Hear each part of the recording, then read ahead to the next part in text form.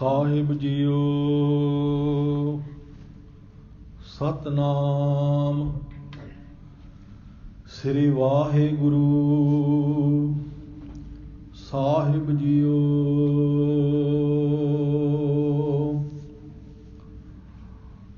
ਡੰਡਾਉਤ ਬੰਧਨ ਅਨਕ ਬਾਰ ਸਰਬ ਕਲਾ ਸਮਰੱਥ ਡੋਲਨ ਤੇ ਰਾਖੋ ਪ੍ਰਭੂ ਨਾਨਕ ਦੇ ਕਰ ਹੱਥ। ਜੇਤਾ ਜੀਓ ਪਿੰਡ ਸਭ ਤੇਰਾ ਤੂੰ ਅੰਤਰ ਜਾਮੀ ਪੁਰਖ ਭਗਵਾਨ। ਦਾਸਨ ਦਾਸ ਕਹਿ ਜਨ ਨਾਨਕ ਜਿਹਾ ਤੂੰ ਕਰਾਹੇ ਤੇਹਾ ਹਉ ਕਰੀ ਵਖਿਆਨ। ਦਾਸਨ ਦਾਸ ਕਹਿ ਜਨ ਨਾਨਕ ਜਿਹਾ ਤੂੰ ਕਰਾਹੇ ਤੇਹਾ ਹਉ ਕਰੀ ਵਖਿਆਨ। ਵਾਹਿਗੁਰੂ ਜੀ ਕਾ ਖਾਲਸਾ ਵਾਹਿਗੁਰੂ ਜੀ ਕੀ ਫਤਿਹ। ਪਰਮ ਸਨਮਾਨਯੋਗ ਸਤਿਗੁਰੂ ਧੰਨ ਧੰਨ ਸਤਿਗੁਰੂ ਸਾਹਿਬ ਸ੍ਰੀ ਗੁਰੂ ਗ੍ਰੰਥ ਸਾਹਿਬ ਮਹਾਰਾਜ ਜੀ ਦੇ ਪਾਵਨ ਪਵਿੱਤਰ ਚਰਨਾਂ ਦੇ ਵਿੱਚ ਜੁੜ ਬੈਠੀ ਗੁਰਸਿੱਖ ਸਾਧ ਸੰਗਤ ਜੀਓ ਵਡਭਾਗੀ ਹੋ।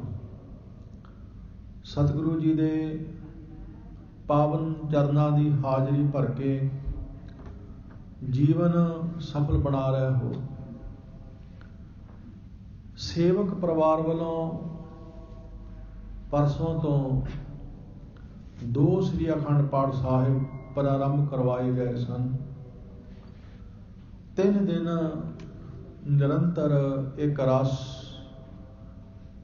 ਗੁਰਬਾਣੀ ਦੇ ਜਾਪ ਹੋਏ। ਸੇਵਕ ਪਰਿਵਾਰ ਵੱਲੋਂ ਤਨ ਮਨ ਧਨ ਦੇ ਨਾਲ ਸੇਵਾ ਕੀਤੀ ਗਈ।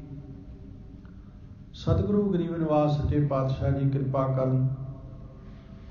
ਸੇਵਕ ਪਰਿਵਾਰ ਦੀ ਕੀਤੀ ਸੇਵਾ ਥਾਂ ਪਾਵਨ ਪੜ੍ਹੀ ਸੁਣੀ ਬਾਣੀ ਦਾ ਪ੍ਰਭਾਵ ਸਾਡੇ ਸਭਨਾਂ ਦੇ ਹਿਰਦਿਆਂ ਤੇ ਵਸੇ।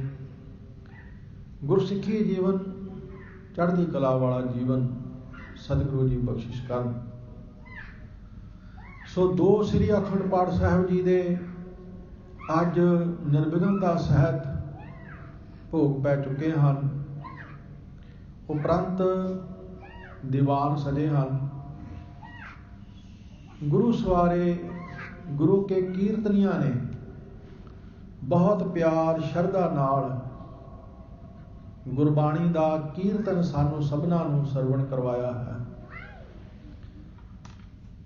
ਪਿਛਲੇ ਦਿਨੀ ਬਾਬਾ ਬੁੱਢਾ ਜੀ ਦਾ ਜਨਮ ਦਿਹਾੜਾ ਜੋ ਸੰਗਤਾਂ ਨੇ ਮਨਾਇਆ ਹੈ। ਸੋ ਅੱਜ ਉਸੇ ਸੰਬੰਧ ਵਿੱਚ ਆਪ ਜੀ ਦੀ ਸੇਵਾ ਕਰਨ ਦਾ ਯਤਨ ਕਰਾਂਗੇ। ਬਾਬਾ ਬੁੱਢਾ ਜੀ ਮਹਾਨ ਬ੍ਰਹਮ ਗਿਆਨੀ। ਬਾਬਾ ਬੁੱਢਾ ਜੀ ਦੀ ਸਿਫਤ, ਬਾਬਾ ਬੁੱਢਾ ਜੀ ਦੀ ਵਡਿਆਈ ਸਾਡੀ ਇਹ ਤੁੱਛ ਬੁੱਧੀ, ਸਾਡੀ ਇਹ ਛੋਟੀ ਜੀਭਾ ਨਹੀਂ ਕਰ ਸਕਦੀ। ਕਿਉਂਕਿ ਹਜ਼ੂਰ ਨੇ ਇੱਕ ਬਚਨ ਬਾਣੀ ਵਿੱਚ ਕਿਹਾ, ਗੁਰੂ ਨਾਨਕ ਪਾਤਸ਼ਾਹ ਜੀ ਨੇ ਜਪ ਬਾਣੀ ਵਿੱਚ ਸਭ ਕਹਿੰਦੇ ਨੇ ਮੰਨੇ ਕੀ ਗਾਤ ਕਹੀ ਨਾ ਜਾਏ।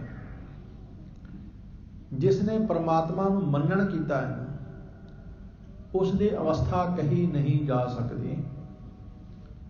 ਮੰਨੇ ਕੀ ਗਾਤ ਕਹੀ ਨਾ ਜਾਏ, ਜੇ ਕੋ ਕਹੈ ਪਿਛੈ ਪਛਤਾਏ। ਉਸ ਮੰਨਣ ਵਾਲੇ, ਪਰਮਾਤਮਾ ਨੂੰ ਮੰਨਣ ਵਾਲੇ, ਕਿਉਂਕਿ ਰੱਬ ਨੂੰ ਸੁਣਨ ਵਾਲੇ ਬੜੇ ਮਿਲਣਗੇ, ਉਹਨੂੰ ਪੜ੍ਹਨ ਵਾਲੇ ਬੜੇ ਮਿਲਣਗੇ, ਰੱਬ ਦੀ ਵਿਆਖਿਆ ਕਰਨ ਵਾਲੇ ਬੜੇ ਮਿਲਣਗੇ, ਪਰ ਰੱਬ ਨੂੰ ਮੰਨਣ ਵਾਲਾ ਇੱਕ ਵੀ ਲੱਭਣਾ ਹੋਵੇ ਔਖਾ ਹੈ। ਤੇ ਗੁਰੂ ਨਾਨਕ ਪਾਤਸ਼ਾਹ ਜੀ ਕਹਿੰਦੇ ਹਨ, ਜਿਸ ਨੇ ਮੰਨਿਆ ਹੈ ਵੀ ਉਹਦੀ ਅਵਸਥਾ ਨਹੀਂ ਬਿਆਨ ਹੋ ਸਕਦੀ, ਉਹਦਾ ਜੀਵਨ ਨਹੀਂ ਕਿਹਾ ਜਾ ਸਕਦਾ।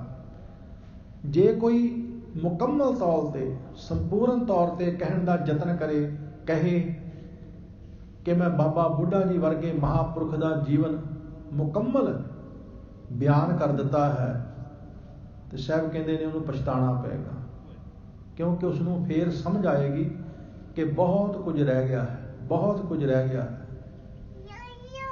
ਕਿਉਂਕਿ ਅਸੀਂ ਕਿਸੇ ਭਾਂਡੇ ਦੀ ਤਸਵੀਰ ਬਾਹਰੋਂ ਬਣਾ ਸਕਦੇ ਹਾਂ, ਭਾਂਡੇ ਦੇ ਵਿਚਲੀ ਤਸਵੀਰ ਨਹੀਂ ਬਣਾ ਸਕਦੇ।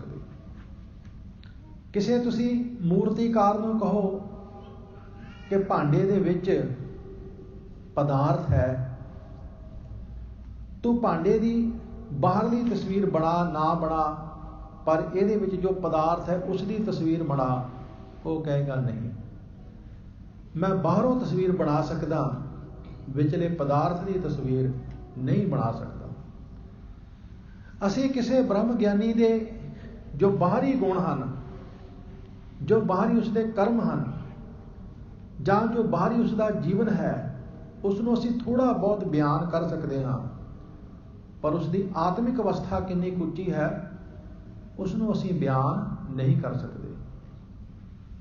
ਹਜ਼ੂਰ ਕਹਿੰਦੇ ਨੇ, ਮੰਨੇ ਕੀ ਗਤ ਕਹੀ ਨਾ ਜਾਏ, ਜੇ ਕੋ ਕਹੈ ਪਿੱਛੇ ਪਛਤਾਏ, ਕਾਗਦ ਕਲਮ ਨਾ ਲਿਖਣ ਹਾਰ। ਕੋਈ ਲਿਖ ਵੀ ਨਹੀਂ ਸਕਦਾ, ਕਹਿਣਾ ਤੇ ਕੀ, ਕੋਈ ਲਿਖ ਵੀ ਨਹੀਂ ਸਕਦਾ। ਕੋਈ ਇਹੋ ਜਿਹਾ ਕਾਗਜ਼ ਹੀ ਨਹੀਂ, ਕੋਈ ਇਹੋ ਜਿਹੀ ਕਲਮ ਹੀ ਨਹੀਂ, ਕੋਈ ਇਹੋ ਜਿਹਾ ਲਿਖਾਰੀ ਹੀ ਨਹੀਂ। ਕਾਗਦ ਕਲਮ ਨਾ ਲਿਖਣ ਹਾਰ, ਮੰਨੇ ਕਾ ਬਹਿ ਕਰਨ ਵਿਚਾਰ। ਮੰਨਣ ਵਾਲੇ ਪਰਮਾਤਮਾ ਦੀ ਅਵਸਥਾ ਦਾ, ਉਹ ਰੱਬੀ ਬੰਦਿਆਂ ਦੀ ਅਵਸਥਾ ਦਾ ਬਹਿ ਕੇ ਵਿਚਾਰ ਕਰ ਸਕਣ, ਇਸ ਤਰ੍ਹਾਂ ਦਾ ਕੋਈ ਲਿਖਾਰੀ ਵੀ ਨਹੀਂ ਹੈ। ਐਸਾ ਨਾਮ ਨਿਰੰਜਨ ਹੋਏ, ਜੇ ਕੋ ਮਨ ਜਾਣੈ ਮਨ ਕੋਏ। ਭਾਈ, ਜੇ ਕੋਈ ਉਸ ਪਰਮਾਤਮਾ ਦੇ ਨਾਮ ਨੂੰ ਮਨ ਵਿੱਚ ਮੰਨਣ ਕਰਨ ਜਾਣਦਾ ਹੋਵੇ। ਇਸ ਅਵਸਥਾ ਤੇ ਪਹੁੰਚੇ ਹੋਏ ਨੇ ਬਾਬਾ ਬੁੱਢਾ ਜੀ। ਬਾਬਾ ਬੁੱਢਾ ਜੀ ਨੂੰ ਅਸੀਂ ਐਵੇਂ ਅੱਜ ਯਾਦ ਨਹੀਂ ਕਰਦੇ। ਬਾਬਾ ਬੁੱਢਾ ਜੀ ਦੇ ਅੱਗੇ ਐਵੇਂ ਨਹੀਂ ਦੁਨੀਆ ਝੁਕਦੀ। ਬਾਬਾ ਬੁੱਢਾ ਜੀ ਨੂੰ ਅੱਜ ਸੰਸਾਰ ਐਵੇਂ ਯਾਦ ਨਹੀਂ ਕਰਦਾ।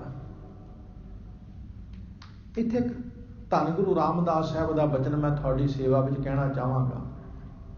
ਬਚਨ ਬੜਾ ਪ੍ਰਸਿੱਧ ਹੈ। ਬਚਨ ਇੱਥੋਂ ਆਰੰਭ ਹੁੰਦਾ ਹੈ, ਜਿੱਥੈ ਜਾਏ ਬਹਿ ਮੇਰਾ ਸਤਿਗੁਰੂ, ਸੋ ਥਾਨ ਸੁਹਾਵਾ ਰਾਮ ਰਾਜੇ।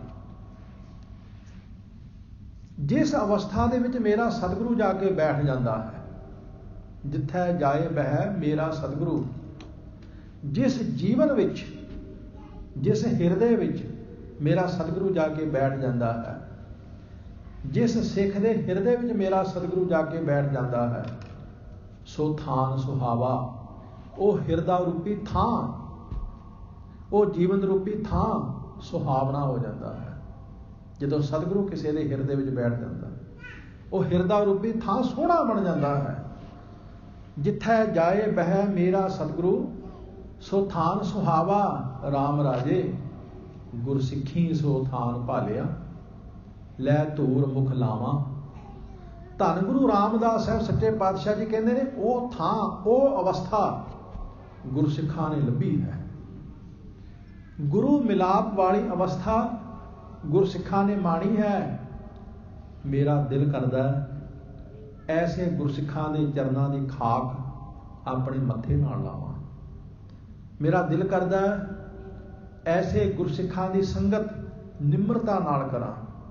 ਗੁਰਸਿੱਖੀ ਸੋ ਥਾਨ ਭਾਲਿਆ, ਲੈ ਧੂਰ ਮੁਖ ਲਾਵਾਂ। ਗੁਰਸਿੱਖਾਂ ਕੀ ਘਾਲ ਥਾਈ ਪਈ। ਜਿਨ ਹਰ ਨਾਮ ਧਿਆਵਾ, ਉਹਨਾਂ ਗੁਰਸਿੱਖਾਂ ਦੀ ਨਾਮ ਸਿਮਰਨ ਰੂਪੀ ਘਾਲਣਾ ਥਾਂ ਪੈ ਗਈ ਭਾਈ। ਪ੍ਰਵਾਨ ਚੜ੍ਹਵੀਂ ਹੈ ਨਾਮ ਸਿਮਰਨ ਦੀ ਘਾਲਣਾ। ਕਿਸੇ ਕਿਸੇ ਦੀ ਥਾਂ ਪੈਂਦੀ ਹੈ, ਸਾਰਿਆਂ ਦੀ ਨਹੀਂ, ਕਿਸੇ ਕਿਸੇ ਦੀ। ਗੁਰਸਿੱਖਾਂ ਦੀ ਜਿਹੜੇ ਗੁਰੂ ਦੀ ਸ਼ਰਨ ਪੈ ਜਾਂਦੇ ਨੇ, ਜਿਹੜੇ ਗੁਰੂ ਦੇ ਅਨੁਸਾਰੀ ਹੋ ਜਾਂਦੇ ਨੇ, ਜਿਹੜੇ ਗੁਰੂ ਨੂੰ ਆਪਣਾ ਆਪ ਸਮਰਪਿਤ ਕਰ ਦਿੰਦੇ ਨੇ, ਜਿਹੜੇ ਆਪਣੇ ਅੰਦਰੋਂ ਆਪਾ ਭਾਵ ਹਉ ਦਾ ਤਿਆਗ ਕਰ ਦਿੰਦੇ ਨੇ, ਉਹਨਾਂ ਦੀ ਘਾਲਣਾ ਥਾਂ ਪੈਂਦੀ ਹੈ। ਗੁਰਸਿੱਖਾਂ ਕੀ ਘਾਲ ਥਾਂ ਪਈ, ਜਿਨ ਹਰ ਨਾਮ ਧਿਆਵਾ। ਤੇ ਸਾਹਿਬ ਕਹਿੰਦੇ ਨੇ, ਜਿਨ ਨਾਨਕ ਸਤਿਗੁਰ ਪੂਜਿਆ ਤਿਨ ਹਰ ਪੂਜ ਕਰਾਵਾ।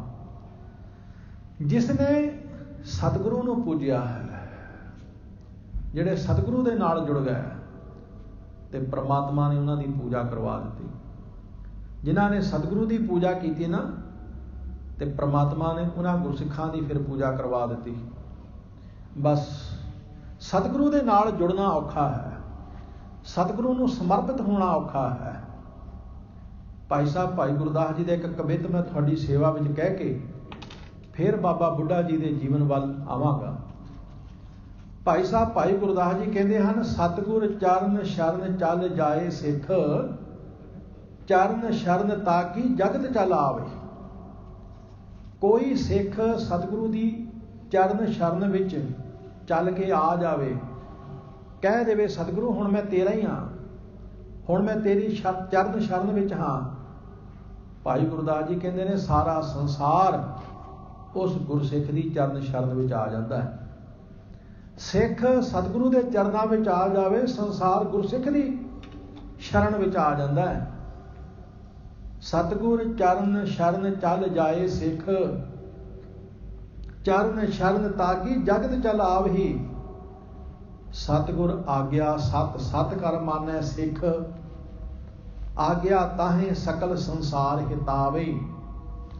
ਕਿਤੇ ਸਿੱਖ ਸਤਿਗੁਰੂ ਦੀ ਆਗਿਆ ਹਿੱਤ ਨਾਲ ਮੰਨੇ, ਪਿਆਰ ਨਾਲ ਮੰਨੇ, ਇਹ ਸੋਚ ਕੇ ਮੰਨੇ ਕਿ ਸਤਿਗੁਰੂ ਜੋ ਕਹਿੰਦਾ ਹੈ ਮੇਰੇ ਭਲੇ ਵਿੱਚ ਕਹਿੰਦਾ ਹੈ। ਭਾਈ ਗੁਰਦਾਸ ਜੀ ਕਹਿੰਦੇ ਨੇ, ਜੇ ਕਿਤੇ ਸਿੱਖ ਹਿੱਤ ਨਾਲ ਭਾਉ ਨਾਲ ਖੁਸ਼ੀ ਖੁਸ਼ੀ ਸਤਿਗੁਰੂ ਦੀ ਆਗਿਆ ਮੰਨੇ, ਸਾਰਾ ਸੰਸਾਰ ਉਸ ਸਿੱਖ ਦੀ ਆਗਿਆ ਨਾਲ ਹਿੱਤ ਕਰਨ ਲੱਗ ਪੈਂਦਾ, ਸਾਰਾ ਸੰਸਾਰ ਉਸ ਦੀ ਆਗਿਆ ਮੰਨਣ ਲੱਗ ਪੈਂਦਾ। ਸਤਿਗੁਰ ਸੇਵਾ ਭਾਏ ਪ੍ਰਾਨ ਪੂਜਾ ਕਰੇ ਸਿੱਖ, ਸਰਬ ਨਿਧਾਨ ਅਗਰ ਭਾਗ ਲਿਵਲਾਵਹੀ। ਭਾਈ ਗੁਰਦਾਸ ਜੀ ਕਹਿੰਦੇ ਹਨ, ਕਿਤੇ ਸਿੱਖ ਆਪਣੇ ਪ੍ਰਾਣਾਂ ਦੀ ਬਾਜੀ ਲਾ ਕੇ ਪ੍ਰੇਮ ਨਾਲ ਸਤਿਗੁਰੂ ਦੀ ਸੇਵਾ ਕਰੇ, ਸਤਿਗੁਰੂ ਦੀ ਪੂਜਾ ਕਰੇ। ਭਾਵ ਜੇ ਕਿਤੇ ਗੁਰੂ ਵਾਸਤੇ ਸਿੱਖ ਨੂੰ ਪ੍ਰਾਣ ਵੀ ਦੇਣੇ ਪੈਣ ਦੀ ਪਿਛਾ ਨਾ ਹਟੇ, ਇੱਥੋਂ ਤੱਕ ਪਹੁੰਚ ਕੇ ਕਿਤੇ ਸੇਵਾ ਕਰੇ, ਤੇ ਜਿੰਨੇ ਦੁਨੀਆ ਦੇ ਖਜ਼ਾਨੇ ਨੇ, ਸਰਬ ਨਿਧਾਨ, ਜਿੰਨੇ ਦੁਨੀਆ ਦੇ ਖਜ਼ਾਨੇ ਨੇ, ਸੋਨੇ ਦਾ ਖਜ਼ਾਨਾ, ਚਾਂਦੀ ਦਾ ਖਜ਼ਾਨਾ, ਜਿੰਨੇ ਵੀ ਖਜ਼ਾਨੇ ਨੇ, ਸਾਰੇ ਉਸ ਗੁਰਸਿੱਖ ਦੇ ਅੱਗੇ ਹੱਥ ਜੋੜ ਕੇ ਖੜ ਜਾਂਦੇ ਨੇ। ਕਿਤੇ ਸਿੱਖ ਸਤਿਗੁਰੂ ਦੀ ਸੇਵਾ ਦੇ ਵਿੱਚ ਜੁਟ ਜਾਏ। ਸਤਿਗੁਰ ਆਗਿਆ, ਸਤਿਗੁਰ ਸੇਵਾ ਭਾਏ ਪ੍ਰਾਨ ਪੂਜਾ ਕਰੇ ਸਿੱਖ, ਸਰਬ ਨਿਧਾਨ ਅਗਰ ਭਾਗ ਲਿਵਲਾਵੀ। ਤੇ ਚੌਥੀ ਤੁਕ ਵਿੱਚ ਭਾਈ ਗੁਰਦਾਸ ਜੀ ਕਹਿੰਦੇ ਨੇ, ਸਤਿਗੁਰ ਸੀਖਿਆ ਦੀਖਿਆ ਹਿਰਦੈ ਪ੍ਰਵੇਸ਼ ਜਾਹੇ। ਜਿਸ ਸਿੱਖ ਦੇ ਹਿਰਦੇ ਵਿੱਚ ਸਤਿਗੁਰੂ ਦੀ ਸਿੱਖਿਆ, ਸਤਿਗੁਰੂ ਦਾ ਗਿਆਨ, ਸਤਿਗੁਰੂ ਦੀ ਬਾਣੀ ਪ੍ਰਵੇਸ਼ ਕਰ ਜਾਏ। ਕਿਉਂਕਿ ਸਤਿਗੁਰੂ ਦੀ ਬਾਣੀ, ਸਤਿਗੁਰੂ ਦਾ ਉਪਦੇਸ਼ ਜਾਂ ਤੇ ਸਾਡੀ ਜ਼ਬਾਨ ਦੀ ਨੋਕ ਤੱਕ ਰਹਿ ਜਾਂਦਾ, ਤੇ ਜਾਂ ਸਾਡੇ ਕੰਨਾਂ ਤੱਕ ਰਹਿ ਜਾਂਦਾ, ਇਸ ਤੋਂ ਅਗਾਂਹ ਨਹੀਂ ਜਾਂਦਾ। ਅਸੀਂ ਰੋਜ਼ ਇੱਕ ਵਚਨ ਪੜ੍ਹਦੇ ਹਾਂ ਨਾ, ਆਪ ਉਹ ਸਿੱਖ ਸਤਿਗੁਰੂ ਕੇ ਪਿਆਰ ਹੋ ਗਾਵ ਸੱਚੀ ਬਾਣੀ, ਬਾਣੀ ਤਾਂ ਗਾਵ ਹੋ ਗੁਰੂ ਕੇਰੀ ਬਾਣੀਆਂ ਸਿਰ ਬਾਣੀ। ਅੱਗੇ ਵਚਨ ਕੀ ਹੈ, ਜਿਨ ਕੋ ਨਦਰ ਕਰਮ ਹੋਵੇ ਹਿਰਦੈ ਤਿਨਾ ਸਮਾਣੀ। ਹਿਰਦੇ ਵਿੱਚ ਨਹੀਂ ਸਮਾਉਂਦੀ ਇਹ ਬਾਣੀ, ਸਾਡੇ ਹਿਰਦੇ ਵਿੱਚ ਨਹੀਂ ਸਮਾਉਂਦੀ। ਤੇ ਭਾਈ ਗੁਰਦਾਸ ਜੀ ਕਹਿੰਦੇ ਨੇ, ਸਤਿਗੁਰ ਸੀਖਿਆ ਦੇਖਿਆ ਹਿਰਦੈ ਪ੍ਰਵੇਸ਼ ਜਾਹੇ। ਜੇ ਕਿਸੇ ਦੇ ਹਿਰਦੇ ਵਿੱਚ ਪ੍ਰਵੇਸ਼ ਕਰ ਜਾਏ, ਤਾਂ ਕਿ ਸੀਖ ਸੁਨਤ ਪਰਮ ਪਦ ਪਾਵਹੀ। ਉਸ ਗੁਰਸਿੱਖ ਦੀ ਸਿੱਖਿਆ ਸੁਣ ਕੇ ਦੂਸਰਾ ਵੀ ਪਰਮ ਪਦ ਪਾ ਸਕਦਾ ਹੈ, ਦੂਸਰੇ ਤੇ ਵੀ ਅਸਰ ਹੋ ਸਕਦਾ ਹੈ। ਉਹ ਗੁਰੂ ਕੇ ਸਿੱਖ ਨੇ ਆਪਣਾ ਤੇ ਜੀਵਨ ਸਫਲ ਕੀਤਾ ਹੀ ਕੀਤਾ, ਹੋਰ ਵੀ ਕਈਆਂ ਦਾ ਜੀਵਨ ਸਫਲ ਕਰ ਦਿੰਦਾ ਹੈ। ਉਸ ਅਵਸਥਾ ਤੇ ਪਹੁੰਚੇ ਹੋਏ ਨੇ ਬਾਬਾ ਬੁੱਢਾ ਜੀ। ਪਿਆਰ ਵਿੱਚ ਆਖੋ ਸਾਧ ਸੰਗਤ ਜੀ, ਬਾਬਾ ਬੁੱਢਾ ਜੀ, ਬ੍ਰਹਮ ਗਿਆਨੀ ਬਾਬਾ ਬੁੱਢਾ ਜੀ।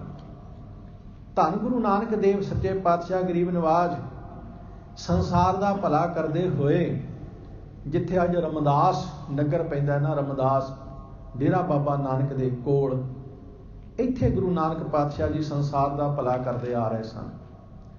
हजूर सच्चे पातशाह जी कीर्तन करते सन, शब्द गा रहे सन। हम डोलत बेड़ी पाप भरी है, पवन लगे मत जाई, सन्मुख सिद्ध भेटन को आए, नेचो दे वडियाई, गुर तार तारण हारिया, दे भगत पूर्ण अविनाशी, हाँ तुझको बलिहारिया। जदों गुरु नानक साहब जी महाराज की रसना तो अमृत बचन पशु चारदे होए, गाइयां मੱਝਾਂ चारदे होए, एक 12 ਕੁ साल के बच्चे के कन्ना विच पए, इन्नी मिठास इन्ना आनंद ये बालक सुन के रह नहीं सकिया। आया देखिया ये तो कोई इलाही नूर, ये तो परमात्मा जिवें खुद आप ही गा रहा होवे। आके मत्था टेकिया, कुछ पता नहीं, कोई जानकारी नहीं। आख्या बाबा तेरे बोलां विच इन्ना आनंद, तेरे इन्हां शब्दां दे विच इन्ना रस, मैं ते अपने पशु भी छड्ड के आ गया हाँ। मेरे तो एक भी कदम हुण तेरे तो लांभे नहीं पुट्टिया जा रहा। मैनू ज्ञान दे, मैनू समझ दे, मैनू सोझी दे। गुरु नानक पातशाह जी ने देखिया है ते बच्चा, पर इसके अंदर कोई रस है, कोई इसके अंदर आनंद है। साध संगत जी, इत्थे मैं एक प्रमाण थोड़ी सेवा दे विच रखना चाहुंदा। तुसीं सियाणे बजुर्ग बैठे हो, इस गल नूं होर ज़्यादा वधिया ढंग नाल समझ लओगे। पुराने समयां दे विच जदों कदे खूह पुट्टिया जांदा सी ना, ते एक खोजा लिआंदा जांदा सी। खोजा, वो खोजा की करदा सी, अड्डी मार मार के देखदा सी भी किते इहो जी थां होवे जिथे पहलां भी खूह पुट्टिया गया होवे, कदे पहला खूह होवे पर हुण पूर दिता गया होवे। वो फिर अड्डी मार मार के देख लैंदा सी भी इत्थे किसी समय खूह पुट्टिया होया सी। वो फिर कह दिंदा लै हुण इत्थों खूह पुट्टो, पानी जल्दी आ जाएगा। किसी समय इत्थे खूह रहा, इत्थों पुट्टो। वो खोजा हुंदा सी, उहनूं पता लग जांदा सी। पानी हरेक सारी धरती दे हेठां है, इस विच कोई शक नहीं। पर जे किते पहला खूह पुट्टिया होवे, उत्थों पानी जरा जल्दी आ जांदा। उत्थों खूह पुट्टना भी थोड़ा सौखा रहिंदा है। तो धन गुरु रामदास साहब सच्चे पातशाह कहते हैं सतगुरु भी खोजा है, सतगुरु भी परख कर लेंदा है, सतगुरु भी झात मार लेंदा है कि इस दे अंदर कोई रस है, इस दे अंदर कोई आनंद है। धन गुरु रामदास साहब का बचन कदे पढ़ियो। हजूर कहते हैं घर में रतन लाल बहुलादे, मन भ्रमिया लह ना सकाइए, जो ओडा कूप गोज खिन कांड है, त्यों सतगुरु वस्त लहाइए। सतगुरु गुरु नानक पातशाह जी ने देखा है ते बालक बच्चा, पर इसके अंदर रस है, इसके अंदर आनंद है। सच्चे पातशाह जी ने आख्या तेरा नाम की है? कहने लगा जी मेरा नाम बूढ़ा है, बूढ़ा। सच्चे पातशाह जी ने आख्या तू बूढ़ा नहीं, तू तो बुढ़ा है। इन्नी तेरी छोटी उम्र, तू गल्लां किन्नियां सियाणियां करदा है। हजूर कहन लगे बुढ़िया ये तेनू ज्ञान कित्थों हो गया, ये तेनू समझ कित्थों आ गई? तू आण के मेरे तो गुरु ज्ञान मंगदा है, तू आण के मेरे कोलों जीवन की सफलता की कुंजी मंगदा है, ये तेनू समझ कित्थों आ गई?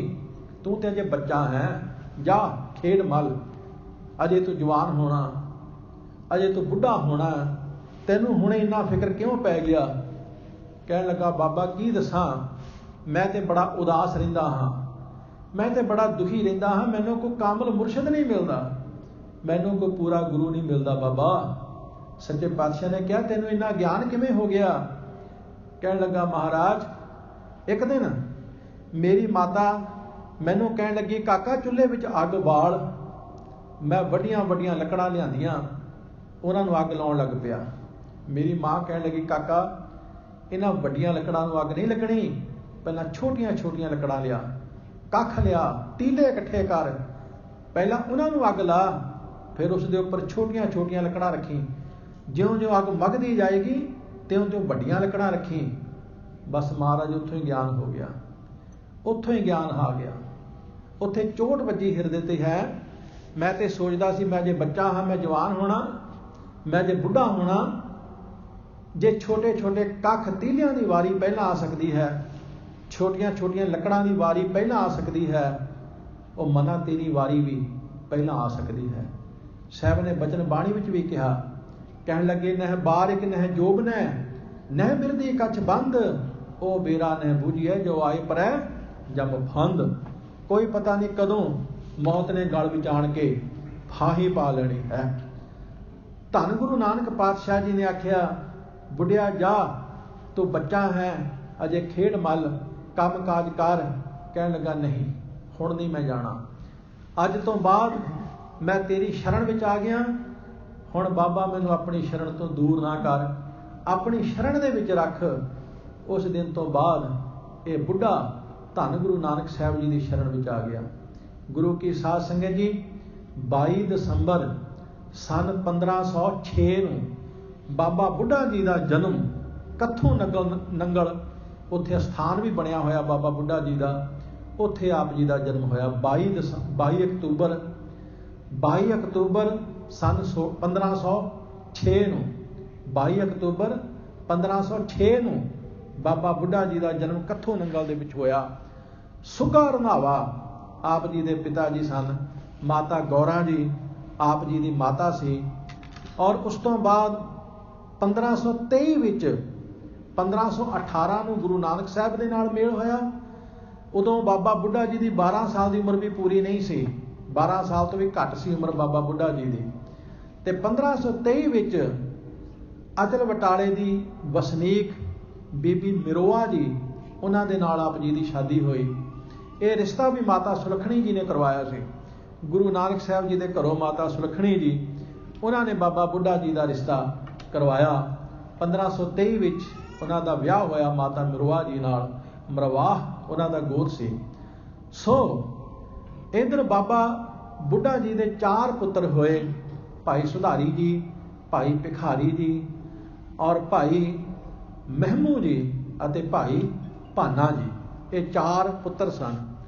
ਪਰ ਬਾਬਾ ਬੁੱਢਾ ਜੀ ਦੀ ਅੱਜ ਕੋਈ ਵੀ ਬਿੰਦੀ ਸੰਤਾਨ ਨਹੀਂ ਹੈ, ਉਹਨਾਂ ਦੀ ਅੰਸ਼-ਵੰਸ਼ ਅੱਜ ਨਹੀਂ ਹੈ।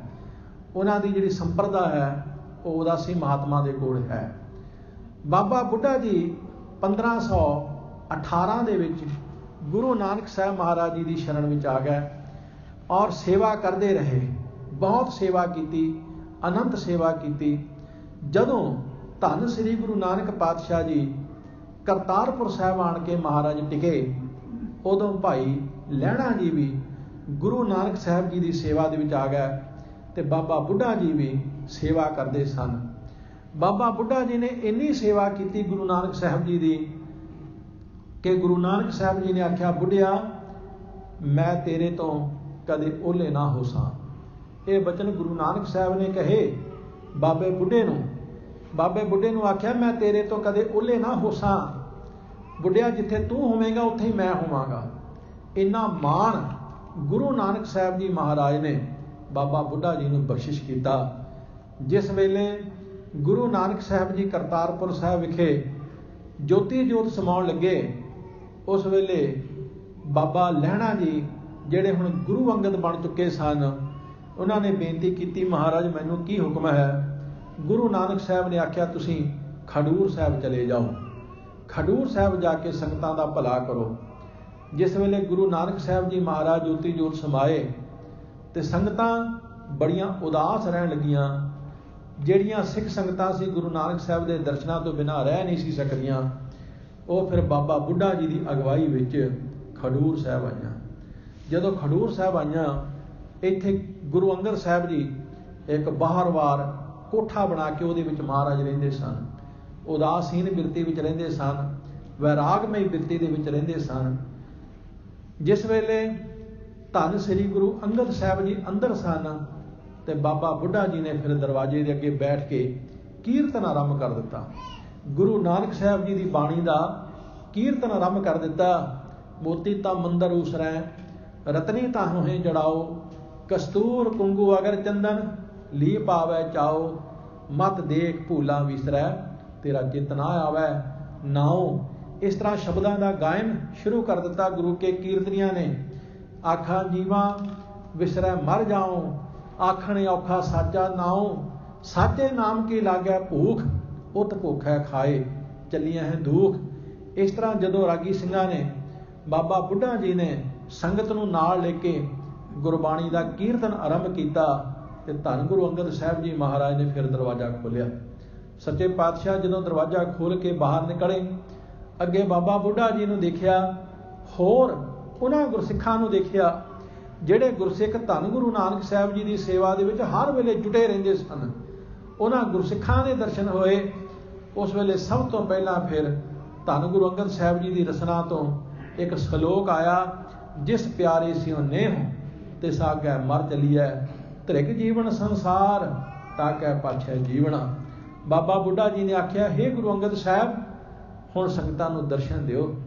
ਗੁਰੂ ਨਾਨਕ ਸਾਹਿਬ ਜੀ ਦੀ ਜੋਤ ਤੁਹਾਡੇ ਅੰਦਰ ਵਰਤਦੀ ਹੈ। ਤੁਸੀਂ ਸੰਗਤਾਂ ਨੂੰ ਖੁੱਲ੍ਹੇ ਦਰਸ਼ਨ ਦਿਦਾਰੇ ਬਖਸ਼ਿਸ਼ ਕਰੋ। ਆਪਣੀ ਬਾਣੀ ਦੇ ਉਪਦੇਸ਼ ਮਹਾਰਾਜ ਬਖਸ਼ਿਸ਼ ਕਰੋ। ਬਾਬਾ ਬੁੱਢਾ ਜੀ ਨੇ ਸੰਗਤਾਂ ਨੂੰ ਖੁੱਲ੍ਹੇ ਦਰਸ਼ਨ ਦਿਦਾਰੇ ਕਰਵਾਏ ਤੇ ਸੰਗਤਾਂ ਨੇ ਬਾਬਾ ਬੁੱਢਾ ਜੀ ਦਾ ਧੰਨਵਾਦ ਕੀਤਾ। ਬਾਬਾ ਜੀ, ਜੇ ਕਿਤੇ ਤੁਸੀਂ ਨਾ ਹੁੰਦੇ ਤੇ ਅਸੀਂ ਪਤਾ ਨਹੀਂ ਕਿੰਨਾ ਕੁ ਲੰਬਾ ਸਮਾਂ ਜੇ ਗੁਰੂ ਸਾਹਿਬ ਦੇ ਦਰਸ਼ਨਾਂ ਤੋਂ ਵਾਂਝੇ ਰਹਿਣਾ ਸੀ। ਧੰਨ ਗੁਰੂ ਅੰਗਦ ਸਾਹਿਬ ਜੀ ਮਹਾਰਾਜ ਖਡੂਰ ਸਾਹਿਬ ਰਾਜੇ, ਸੰਗਤਾਂ ਨੂੰ ਉਪਦੇਸ਼ ਕਰਨ ਲੱਗੇ। ਕੁਝ ਦਿਨ ਬੀਤ ਗਏ, ਕੁਝ ਦਿਨ ਬੀਤੇ। ਇੱਕ ਦਿਨ ਬਾਬਾ ਬੁੱਢਾ ਜੀ ਧੰਨ ਗੁਰੂ ਅੰਗਦ ਸਾਹਿਬ ਜੀ ਦੀ ਸੇਵਾ ਵਿੱਚ ਗਏ। ਹਜੂਰ ਇਕਲਾਤ ਵਿੱਚ ਬੈਠੇ ਸਨ। ਬਾਬਾ ਬੁੱਢਾ ਜੀ ਦੀ ਅਵਸਥਾ ਬਹੁਤ ਵੈਰਾਗਮਈ ਅਵਸਥਾ ਸੀ। ਕਹਿਣ ਲੱਗੇ, ਹੇ ਗੁਰੂ ਅੰਗਦ ਸਾਹਿਬ, ਜਦੋਂ ਦੇ ਗੁਰੂ ਨਾਨਕ ਸਾਹਿਬ ਸਰੀਰ ਕਰਕੇ ਸੰਸਾਰ ਤੋਂ ਗਏ ਨੇ, ਮੇਰਾ ਦਿਲ ਨਹੀਂ ਲੱਗਦਾ। ਕੋਈ ਇਹੋ ਜਿਹਾ ਉਪਦੇਸ਼ ਦਿਓ ਜਿਹਦੇ ਨਾਲ ਮਹਾਰਾਜ ਮੇਰਾ ਦਿਲ ਕੁਝ ਧੀਰਜਤਾ ਫੜੇ, ਕੁਝ ਮਨ ਹੌਸਲੇ ਵਿੱਚ ਆਵੇ। ਮਨ ਲੱਗਦਾ ਨਹੀਂ ਹੈ। ਉਸ ਵੇਲੇ ਗੁਰੂ ਅੰਗਦ ਸਾਹਿਬ ਉੱਠ ਕੇ ਬਾਬਾ ਬੁੱਢਾ ਜੀ ਨੂੰ ਆਪਣੀ ਕਲਾਈ ਵਿੱਚ ਲਿਆ ਤੇ ਜਿਹੜਾ ਉਸ ਵੇਲੇ ਬਚਨ ਕਿਹਾ, ਕਹਿਣ ਲੱਗੇ, ਦੀਖਿਆ ਆਖ ਬੁਝਾਇਆ, ਸਿਫਤੀ ਸੱਚ ਸਮਿਓ, ਤਿਨ ਕਉ ਕਿਆ ਉਪਦੇਸੀਐ, ਜਿਨ ਗੁਰੂ ਨਾਨਕ ਦਿਓ। ਹੇ ਬਾਬਾ ਬੁੱਢਾ, ਤੈਨੂੰ ਮੈਂ ਕੀ ਉਪਦੇਸ਼ ਦਿਆਂ? ਜਿਸ ਨੂੰ ਗੁਰੂ ਨਾਨਕ ਸਾਹਿਬ ਨੇ ਉਪਦੇਸ਼ ਦਿੱਤਾ ਹੋਵੇ, ਉਸ ਨੂੰ ਮੈਂ ਹੁਣ ਕੀ ਉਪਦੇਸ਼ ਦੇ ਸਕਦਾ ਹਾਂ? ਇੰਨਾ ਮਾਣ ਬਾਬਾ ਬੁੱਢਾ ਜੀ ਨੂੰ ਧੰਨ ਗੁਰੂ ਅੰਗਦ ਸਾਹਿਬ ਨੇ ਦਿੱਤਾ। ਬਾਬੇ ਬੁੱਢੇ ਨੂੰ ਆਖਿਆ, ਮੈਂ ਹੁਣ ਤੈਨੂੰ ਕੀ ਉਪਦੇਸ਼ ਦਿਆਂ? ਜਿਸ ਨੂੰ ਉਪਦੇਸ਼ ਗੁਰੂ ਨਾਨਕ ਸਾਹਿਬ ਨੇ ਦਿੱਤਾ ਹੋਵੇ, ਉਸ ਨੂੰ ਉਪਦੇਸ਼ ਹੁਣ ਮੈਂ ਕੀ ਦੇ ਸਕਦਾ? ਇੰਨਾ ਸਤਿਕਾਰ ਦਿੰਦੇ ਸਨ ਧੰਨ ਗੁਰੂ ਅੰਗਦ ਸਾਹਿਬ ਜੀ ਬਾਬਾ ਬੁੱਢਾ ਜੀ ਨੂੰ।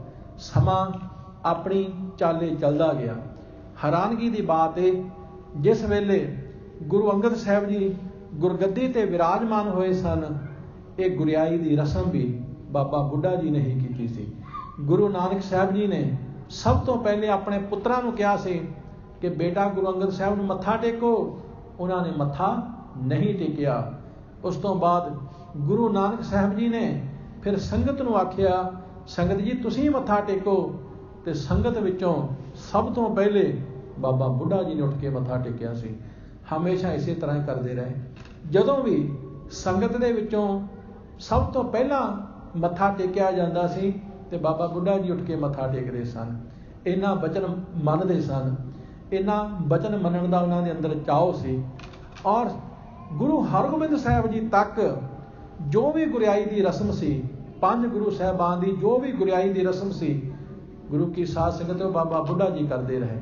ਔਰ ਉਸ ਤੋਂ ਬਾਅਦ ਵੀ ਮਾਣ ਬਾਬਾ ਬੁੱਢਾ ਜੀ ਦੀ ਵੰਸ਼ ਨੂੰ ਹੀ ਮਿਲਦਾ ਰਿਹਾ। ਇਸ ਤਰ੍ਹਾਂ ਧੰਨ ਗੁਰੂ ਅੰਗਦ ਸਾਹਿਬ ਜੀ ਮਹਾਰਾਜ ਤੋਂ ਬਾਅਦ ਸਮਾਂ ਆਇਆ ਧੰਨ ਗੁਰੂ ਅਮਰਦਾਸ ਜੀ ਮਹਾਰਾਜ ਦਾ। ਧੰਨ ਗੁਰੂ ਅਮਰਦਾਸ ਸਾਹਿਬ ਸੱਚੇ ਪਾਤਸ਼ਾਹ ਬਾਬਾ ਬੁੱਢਾ ਜੀ ਦਾ ਬੜਾ ਸਤਿਕਾਰ ਕਰਦੇ ਸਨ, ਬਹੁਤ ਆਦਰ ਕਰਦੇ ਸਨ। ਜਦੋਂ ਗੁਰੂ ਅਮਰਦਾਸ ਜੀ ਮਹਾਰਾਜ ਗੋਇੰਦਵਾਲ ਸਾਹਿਬ ਵਿਰਾਜੇ ਹੋਏ ਸਨ, ਬਾਬਾ ਦਾਤੂ ਜੀ ਗੁਰੂ ਅੰਗਦ ਸਾਹਿਬ ਜੀ ਮਹਾਰਾਜ ਦੇ ਛੋਟੇ ਪੁੱਤਰ ਬਾਬਾ ਦਾਤੂ ਜੀ, ਇਹ ਲੋਕਾਂ ਦੇ ਚੁੱਕੇ ਚੁਕਾਏ ਆਏ। ਇਹਨਾਂ ਨੇ ਗੁਰੂ ਅਮਰਦਾਸ ਜੀ ਮਹਾਰਾਜ ਦਾ ਬਹੁਤ ਨਿਰਾਦਰ ਕੀਤਾ। ਕਵੀ ਸੰਤੋਖ ਸਿੰਘ ਜੀ ਦੇ ਲਿਖਣ ਦੇ ਮੁਤਾਬਕ ਛਾਤੀ ਵਿੱਚ ਲੱਤ ਤੱਕ ਮਾਰ ਦਿੱਤੀ। ਧੰਨ ਗੁਰੂ ਅਮਰਦਾਸ ਸਾਹਿਬ ਸੱਚੇ ਪਾਤਸ਼ਾਹ ਨੇ ਆਖਿਆ, ਬਾਬਾ ਦਾਤੂ, ਇਸ ਧਨ ਕਰਕੇ, ਇਸ ਮਾਇਆ ਕਰਕੇ ਇਹ ਸਾਰਾ ਕਲਾ ਕਲੇਸ਼ ਹੋ ਰਿਹਾ। ਮੈਨੂੰ ਲੋੜ ਨਹੀਂ, ਇਸ ਧਨ ਦੌਲਤ ਦੀ ਲੋੜ ਨਹੀਂ, ਮੈਨੂੰ ਮੱਥੇ ਟਿਕਾਣ ਦੀ ਲੋੜ ਨਹੀਂ, ਮੈਨੂੰ ਗੱਦੀ ਲਾ ਕੇ ਬੈਠਣ ਦੀ ਲੋੜ ਨਹੀਂ। ਮੈਂ ਚੱਲਦਾ ਹਾਂ, ਤੂੰ ਬੈਠ। ਧੰਨ ਗੁਰੂ ਅਮਰਦਾਸ ਜੀ ਮਹਾਰਾਜ ਸਭ ਕੁਝ ਖਾਲੀ ਛੱਡ ਕੇ, ਸੁੰਨਾ ਛੱਡ ਕੇ ਮਹਾਰਾਜ ਬਾਸਰ ਕੇ ਪਿੰਡ ਆ ਗਿਆ, ਜਿੱਥੇ ਅੱਜ ਸੰਨ ਸਾਹਿਬ ਗੁਰਦੁਆਰਾ ਸਾਧ ਸੰਗਤ। ਇੱਥੇ ਇੱਕ ਕੋਠਾ ਸੀ, ਉਸ ਦੇ ਵਿੱਚ ਮਹਾਰਾਜ ਬੈਠ ਗਏ ਔਰ ਬਾਹਰ ਦਰਵਾਜ਼ੇ ਉੱਤੇ ਲਿਖ ਕੇ ਲਾ ਦਿੱਤਾ ਗਿਆ, ਜਿਹੜਾ ਦਰਵਾਜ਼ਾ ਖੋਲ੍ਹ ਕੇ ਅੰਦਰ ਆਵੇਗਾ ਉਹ ਸਾਡਾ ਸਿੱਖ ਨਹੀਂ ਹੋਵੇਗਾ। ਜਿਸ ਵੇਲੇ ਸੰਗਤਾਂ ਉਦਾਸ ਹੋ ਗਈਆਂ, ਜਿਸ ਵੇਲੇ ਸੰਗਤਾਂ ਗੁਰੂ ਦਰਸ਼ਨਾਂ ਤੋਂ ਵਾਂਝੀਆਂ ਵਿਆਕੁਲ ਹੋ ਗਈਆਂ, ਉਸ ਵੇਲੇ ਸੰਗਤਾਂ ਫੇਰ ਬਾਬੇ ਬੁੱਢੇ ਦੇ ਕੋਲ ਗਈਆਂ। ਆਖਿਆ, ਬਾਬਾ ਬੁੱਢਾ, ਕੋਈ ਸਮਾਂ ਸੀ ਗੁਰੂ ਨਾਨਕ ਸਾਹਿਬ ਜੀ ਦੇ ਜੋਤੀ ਜੋਤ ਸਮਾਉਣ ਤੋਂ ਬਾਅਦ ਤੂੰ ਗੁਰੂ ਅੰਗਦ ਸਾਹਿਬ ਦੇ ਨਾਲ ਸੰਗਤ ਨੂੰ ਮਿਲਾਇਆ, ਅੱਜ ਫੇਰ ਉਹੀ ਸਮਾਂ ਬਣਿਆ।